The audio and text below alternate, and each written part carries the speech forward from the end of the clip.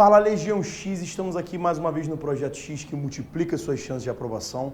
Eu sou o Thiago Feitosa, professor de atualidade, porque hoje não é geografia, hoje é o X da atualidade, o programa mais assistido na internet nas quartas-feiras e em todos os dias. E você vem visitar constantemente o nosso canal porque sabe que qualidade e atualidade verdade é aqui. Galera, hoje eu vim aqui abordar um assunto extremamente relevante, um assunto que está presente na sua vida, está presente na hora que você vai na rua, que você vai ao shopping, que você vai a qualquer lugar, que é a inflação no Brasil. Gente, eu queria que esse assunto não fosse atualidade, mas ele é uma atualidade de verdade, né? E a mídia tem pipocado cada vez mais essa questão e é importante a gente aqui aproveitar para poder fazer você entender, porque, gente, o Projeto X, ele é o verdadeiro facilitador da sua vida. Gente, não complica, vem para o Projeto X que a gente desenrola para você. Galera, olha só, primeiramente, galera,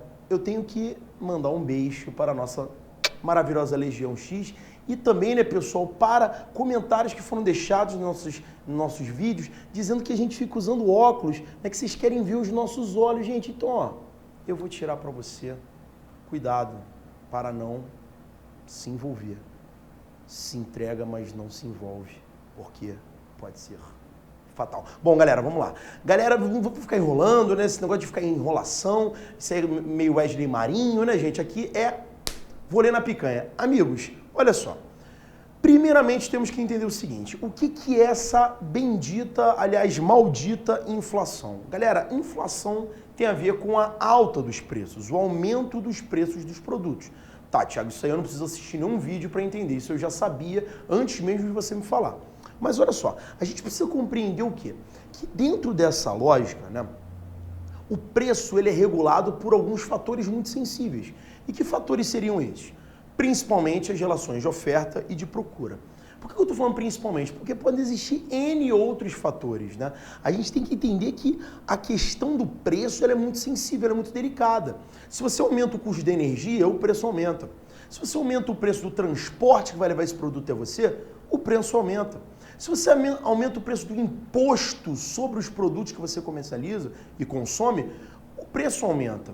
Se você aumenta, né, pessoal, os custos envolvendo qualquer aspecto que esteja relacionado a essa precificação, salários, né, os custos produtivos, a infraestrutura, tudo isso contribui para o aumento dos preços. Agora, basicamente, a oferta e a procura são os elementos determinantes. Por quê, pessoal? Oferta, quantidade de produtos que eu coloco à sua disposição. Então, eu estou colocando para você numa bandeja e estou levando para você consumir. Eu estou te oferecendo, eu estou te dando esse produto. Gente, quanto mais produtos eu coloco à sua disposição, esse produto vai ficar mais barato, mais caro, desculpa, ou mais barato? A tendência é que ele fique mais barato, porque eu estou oferecendo mais, né, gente? É como você pensar, né, numa relação amorosa, né, numa relação de afeto, de carinho, de envolvimento, né? Quando você se doa, você se entrega, você se coloca presente, normalmente a pessoa não valoriza, né, Legião X? E você está aí do outro lado tristinho, chorando, pensando, por que eu não tenho namorado, eu não tenho namorada? Mas, galera, primeiro é importante passar no concurso, depois todo mundo vai amar você, você vai ficar lindo, você vai ganhar uma nova cor e um novo sabor, um novo charme, acredite nisso, fica com a gente que você vai se tornar alguém mais poderoso. Galera, é a mesma coisa, eu tô me doando, eu tô me dando pra você e você não está me valorizando, por quê? Tá fácil, né? Tá muito fácil, tá muito acessível. Agora, quando você fica difícil, você se afasta um pouco, você liga um dia, não liga 3, aí cria aquele gostinho da saudade, aquele gostinho do desejo, aquele gostinho da procura, da demanda. Ou seja, quando um produto ele se faz menos presente, ele fica mais caro. E é aí que a gente precisa entender sobre os preços. O seu iPhone, ele é caro por quê, pessoal? Porque ele é raro, ele não é um produto abundante. Agora, por que você tem um termo... Tal coisa custa o preço de banana, porque a banana é uma coisa acessível, é comum. Agora vai em Nova York comprar uma banana. É mais de $1, porque eles não têm o acesso tão facilitado. Pô, Thiago, você está usando exemplos meio toscos. Galera, é porque é uma questão que você precisa entender, eu preciso usar elementos do seu cotidiano para que você possa realmente compreender que oferta e procura são elementos que vão precificar, ou seja, vão gerar preço, valor sobre as coisas. A procura é a mesma coisa. O iPhone que eu mencionei, ele é caro não só porque ele é raro, mas porque você quer muitos iPhones. Gente, as pessoas ficam na frente da Apple Store, dormindo, acampadas, cheia de neve em cima dos seus capuzes, esperando a loja abrir para comprar um aparelho da Apple. Gente, o que você está dizendo? Qual é a mensagem que você está passando para a Apple? Apple, eu te desejo, então a Apple vai colocar os produtos mais valorizados, mais caros. É importante você ter isso em mente. A questão da procura também torna os preços mais altos. No Brasil, pessoal, você tem a inflação sendo, obviamente, observada com muita cautela pelos governos, né? A gente deve entender que os governos, historicamente, sempre se preocuparam muito com a inflação. Por quê? Quando uma coisa fica muito cara, ela perde o seu poder de compra, as pessoas começam a perder o seu poder aquisitivo, a sua capacidade de comprar. Consequentemente, a economia passa dificuldades. Então, controlar a inflação é uma maneira de manter o ritmo de consumo, pelo menos, estável. E é aí que é uma questão muito sensível. Como que eu controlo inflação? É uma questão que você deve se perguntar.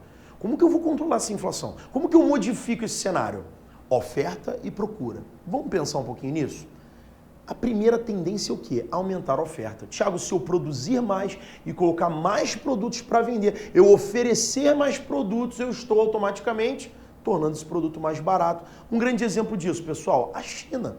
A China ela tem a maior base produtiva industrial do mundo e com isso ela consegue o quê? Colocar muitos produtos no mercado e manter preços baixos. Tiago, isso não pode gerar uma desvalorização excessiva do produto? Galera, se eu tiver a certeza da demanda, não. É o caso da China. A China produz muito para deixar o seu produto barato e, consequentemente, sabendo que tem um grande mercado consumidor internacional. Então, é confortável para eles produzir muito. Você vai dizer, obviamente, então o Brasil pode fazer o mesmo, Tiago. Vamos produzir aqui, né? Que se liguem as máquinas, que comecemos a produção, vamos tornar essa produção abrangente e mais barata. Mas peraí. Como que eu produzo mais? Já parou para pensar? É vontade?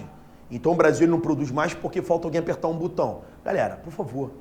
Na verdade, o Brasil esbarra em problemas crônicos, chamados de gargalos do crescimento econômico. Energia é suficiente? Não é suficiente nem para você, falta luz na sua casa todo ano no verão. Transportes são suficientes? Os transportes são suficientes nem para você que fica engarrafado todos os dias. Os impostos são baratos? Você acabou de declarar imposto de renda em abril e está desesperado com os altos custos de arrecadação do governo sobre o seu salário. A mão de obra disponível é acessível, qualificada, abundante para as empresas? Não, do contrário, você não estaria tentando entrar numa universidade nesse momento, com grandes dificuldades nesse processo de acesso. E N outros fatores. Ou seja, existem elementos que esgoelam a nossa economia. A gente já tem uma aula sobre isso no Projeto X, gravada, né, bem lá no início do nosso projeto. A gente vai revisitar esse tema mais adiante, um X versus X, porque a gente precisa de um debate mais abrangente. Vamos voltar nisso aí para você, mas a questão que você tem que entender. Aumentar a oferta de uma hora para outra não é uma opção fácil. Logo, eu só tenho um caminho. Se não dá para aumentar a oferta, eu tenho que diminuir a procura. Pô, Tiago, que covardia. Vou diminuir a procura. Eu vou fazer as pessoas consumirem menos. Gente, mais ou menos isso. As pessoas, elas na verdade, elas vão ser atacadas. Como assim atacadas? Vou dificultar acesso ao crédito. Se tem menos crédito, as pessoas consomem menos. Vou aumentar as taxas de juros, por isso que você sempre vê o governo aumentando os juros, para tentar o quê? Fazer com que as pessoas comprem menos, já que o crédito vai ficar mais caro, né? Você tem que lembrar, né? Os juros influenciam o valor do dinheiro que você pega emprestado, no seu cartão de crédito, no seu cheque especial, no financiamento do seu carro, da sua casa. E, por fim, um aumento até de impostos, que vão tornar o teu orçamento mais apertado e dificultar o teu consumo. Então, galera, essa segunda opção, né, do ataque à procura, diminuir a procura, é uma opção constante dos governos brasileiros ao longo dos tempos, lamentavelmente, né? Nós optamos por atacar o nosso consumidor, dificultando o seu acesso ao consumo, olha que covardia, e deixando, né, de buscar uma melhoria da oferta através da solução desses gargalos que a gente acabou de mencionar, desses fatores que são obstáculos. No Brasil, a inflação é avaliada a partir de 2 critérios principais: o IPCA e o IGPM.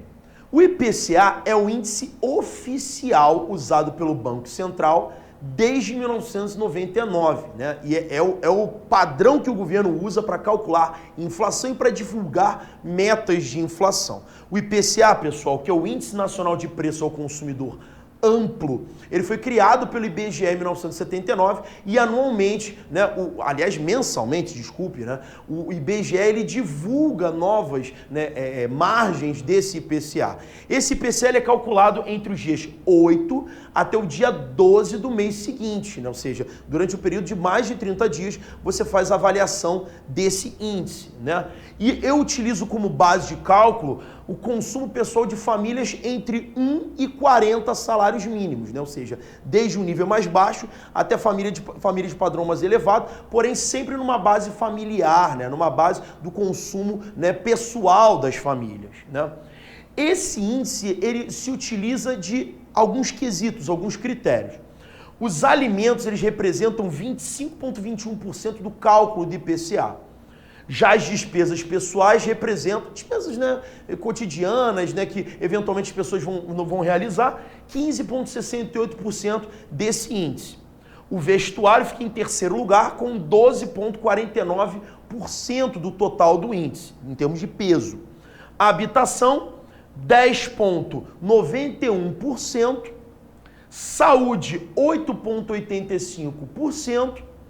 E artigos domésticos, né, móveis, né, utensílios, respondem por 8,09%. Foi alertado aqui que eu, né, papel a mosquinha aqui, faltou transporte e comunicação, 18,77%. Né? Então, a gente percebe que os dois principais critérios que pesam nesse IPCA seriam alimentos, transporte e comunicação, que são os gastos mais comuns. Né? Então, esse é o índice usado pelo governo nas metas de inflação. Agora, a Fundação Getúlio Vargas, que é um órgão conhecidíssimo, né, realizador de pesquisas importantíssimas, né, pelo governo, usa o IGPM, né?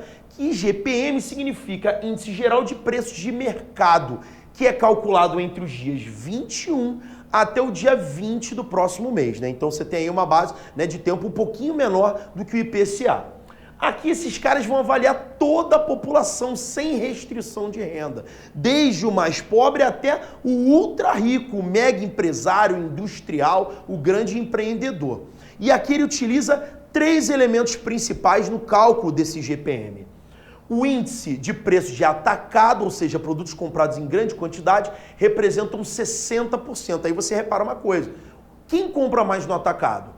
Indústrias, grandes empresas, não você. Então você repara que o IPCA ele é um índice mais confiável para gastos ligados ao seu consumo pessoal. Agora, né, a inflação ligada ao seu consumo pessoal. E já o IGPM, né, para as grandes empresas, acaba atendendo melhor, né, já que ele trata dessa questão do atacado. Importação e exportação de minérios, né, a questão da matéria-prima, maquinário, né, tudo aquilo que é comprado em grandes lotes. O índice de preço ao consumidor, que aí já está ligado a você, representa 30% dessa equação do IGPM. E o índice de construção nacional de construção civil, o INCC, representa 10%. Né? E no caso, né, pessoal, o IGPM ele vai ser importante para correção, né, de financiamentos de imóveis, correção anual de preços de seguros, planos de saúde, aluguéis de casas, né? Então é um índice que vai ser usado com outros objetivos, enquanto que o IPCA vai ser o índice mais comumente usado pelo governo. Agora vamos dar uma analisadinha, pessoal, nesse histórico de evolução da inflação, né? Pelo menos nos anos, né, mais pujantes, né, mais intensos da nossa economia. Galera, agora vamos então fazer uma análise geral para a gente amarrar essa história de inflação, né? Amarrar esse dragão, né, pessoal? Entendendo como que ele cresceu ao longo do tempo. Aqui eu fiz uma espécie de linha do tempo, claro que eu não ia botar ano após ano, eu me dei o trabalho mais de fazer isso num período mais recente, mas aqui a gente pegando desde o momento do Dutra, né, pessoal? Lembrando ali, 1945 acaba, né, o estado ditatorial do Vargas, você vai ter o Dutra eleito democraticamente, né?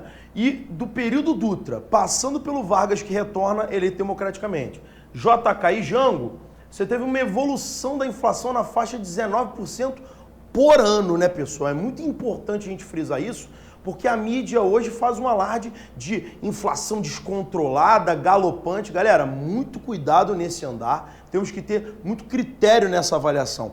O Brasil é um país de história de inflação, mas não vive um momento de inflação galopante. Vive um momento de subida da inflação que a gente vai comentar daqui a pouquinho. Mas aqui você percebe uma média de 19% anual a evolução da inflação. Depois, com a entrada dos governos militares, vai haver um forte combate à questão da inflação, num primeiro momento chamado de PAEG, que foi o Programa de Apoio Econômico ao Governo, primeira fase dos governos militares, onde se adotou aquela política que a gente acabou de mencionar: juros altos, redução dos créditos, aumento de impostos, fazendo com que a procura sobre os produtos diminuísse. Ou seja, se a procura diminui, o preço dos produtos tende a cair. E aí houve um decréscimo de 19% ao ano, que foi considerado um momento bastante próspero da economia brasileira. Só que a gente tem que lembrar que a partir dos anos 70, né, pessoal, o Brasil vai começar a adquirir uma série de empréstimos internacionais, né? A economia nacional vai se tornar muito dependente do capital externo, naquele momento que a gente chamou de milagre brasileiro. E o ritmo de crescimento elevado da economia também acompanhava uma alta de inflação. Até que em 73 estoura o primeiro choque do petróleo, onde o barril do petróleo vai ter um salto na faixa de 300%. Galera, isso é catastrófico. Por quê? A gente tem que raciocinar. Se o petróleo ficar mais caro, os produtos derivados de petróleo e a energia que vai servir para fazer outros produtos também vai se tornar mais cara.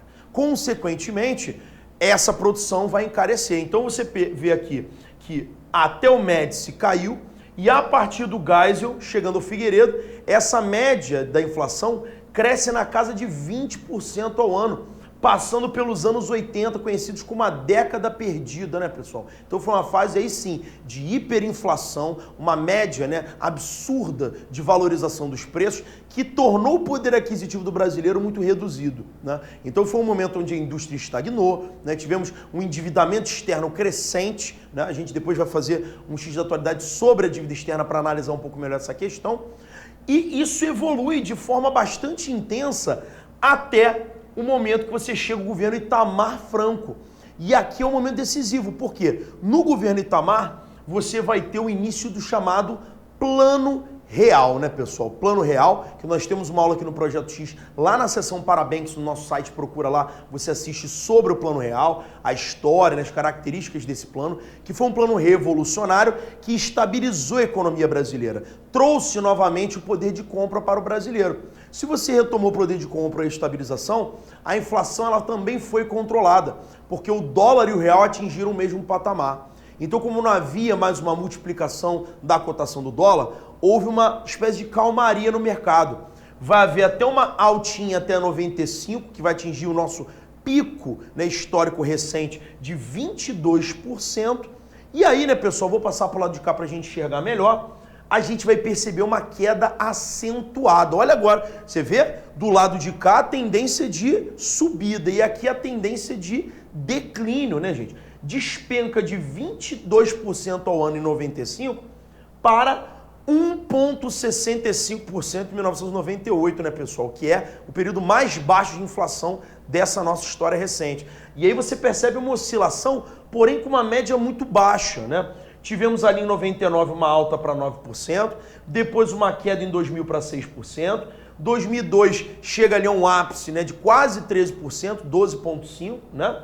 Era um momento de instabilidade, temos que lembrar, né, que o início do governo Lula, o Lula eleito ali, gerou uma espécie, né, vamos dizer, preocupação no mercado, né? Os dólares entraram com menos intensidade na economia brasileira, então houve ali uma inflação, porém a tranquilização do mercado após a assunção do Lula, né, que vai vir com um discurso bem moderado, bem tranquilizador, você percebe que já cai para 3% em 2006, né, a segunda menor média desse período do Plano Real, subindo em 2008 para 6%, crise econômica internacional, temos que lembrar disso, né, pessoal? Depois, em 2009, com um corte de IPI executado pelo governo brasileiro para tentar controlar os efeitos da crise, cai para 4,3%.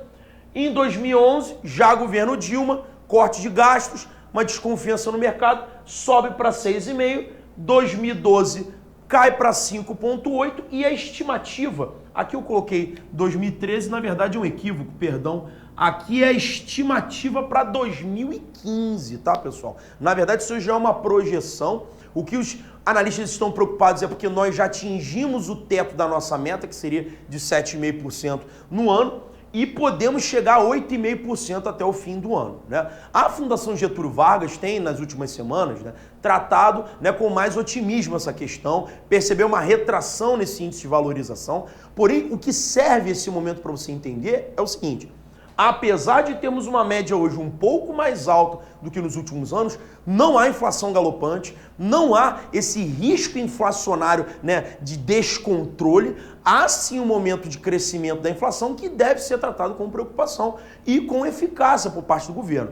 Mas temos que tomar muito cuidado com os alarmistas, né, os arautos do apocalipse, né, gente? Porque isso vende, né? Notícia de inflação vende muito. Eu sei que você do outro lado está falando, Thiago, mas eu estou percebendo o encarecimento dos produtos, o meu poder de consumo, ele está esgoelado. Sim, pessoal, existe realmente uma redução na relação entre renda e a questão inflacionária, mas não há descontrole. É isso que você deve retirar dessa aula, né? Aprender dessa aula e entender um pouco mais sobre essa evolução e as características que formam a inflação, né, pessoal? E deixa de acreditar que como se fosse uma entidade cósmica, né? O aluno fica achando que parece que é uma atividade sobrenatural que resolve inflar os preços. Não, né, gente? Aqui no Projeto X você está sempre atualizado, sempre bem informado e a gente, né, facilita para você entender melhor. Beleza, galera? Pessoal, espero que tenham gostado, que tenha servido para você. Se tiver alguma dúvida, né, pessoal, deixa a sua dúvida lá no nosso questionário, façam os debates, entrem no nosso maravilhoso site, o canal projetox.com.br.